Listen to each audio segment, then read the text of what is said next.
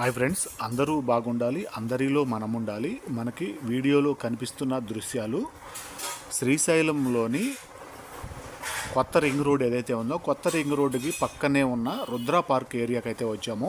Rudra park బయట view points కొంత భాగం మనం చూపించే ప్రయత్నం అయితే చేస్తున్నాము. ఇదంతా కూడా బయట కనిపించే ఖాళీ ప్లేస్ అంతా కూడా ఇదంతా కార్ పార్కింగ్ ఏరియా.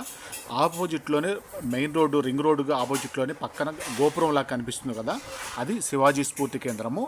ఆ శివాజీ స్ఫూర్తి కేంద్రానికి ఇప్పుడు రుద్ర పార్క్కి పెద్ద దూరమే ఉండదు. మధ్యలో రింగ్ రోడ్డుకి అటు ఒక 100 మీటర్లు, ఇటు ఒక 100 మీటర్లు మాత్రమే దూరం అయితే ఉంటుంది. రెండు పక్క పక్కనే ఉంటాయి అని చెప్పుకోవచ్చు. వాకబుల్ డిస్టెన్స్లోనే ఉంటాయి. ఎవరైనా పిల్లలైనా పెద్దవాళ్ళైనా నడిచి రావచ్చు. ఇలా శివాజీ స్ఫూర్తి కేంద్రంతో పాటు ఈ రుద్ర పార్కు గురించి కూడా మనం చాలా విషయాలు అయితే చెప్పుకోవాల్సినవి ఉన్నాయి. ముఖ్యంగా శ్రీశైలం మొత్తం మీద ఉన్న పెద్ద పార్కుల్లో రుద్ర పార్కు చాలా ముఖ్యమైనది.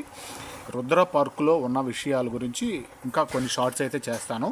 ఈ బయట మెయిన్ గేట్లో నుంచి ఎంట్రన్స్ అయితే ఏ విధంగా ఉంటుంది, మెయిన్ గేటు.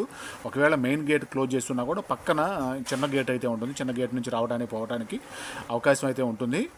ఇక్కడ లోపల చాలా మంచి గ్రీనరీతో కూడిన పార్కు, పరిశుభ్రత కావచ్చు, అక్కడ చేసే మెయింటెనెన్స్ కావచ్చు, అక్కడ ఉన్న చెట్లు గురించి కావచ్చు, చాలా రకాలైతే ఉంటాయి. చెట్లకు సంబంధించి కొన్ని చెట్లకు కూడా మనం పేర్లు తెలుసుకునే విధంగా చెట్లకు బోర్డులు కూడా అయితే పెట్టుంటాయి. చాలా బాగుంటుంది.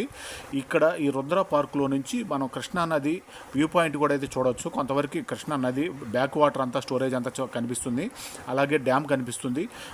కృష్ణానదిలో బోటింగ్కి వెళ్ళే బోట్లు కనిపిస్తాయి. ఇలా ఈ రుద్ర పార్కుకు సంబంధించి పిల్లలకు నచ్చే విధంగా చాలా అంశాలు అయితే ఉంటాయి. చూద్దాము.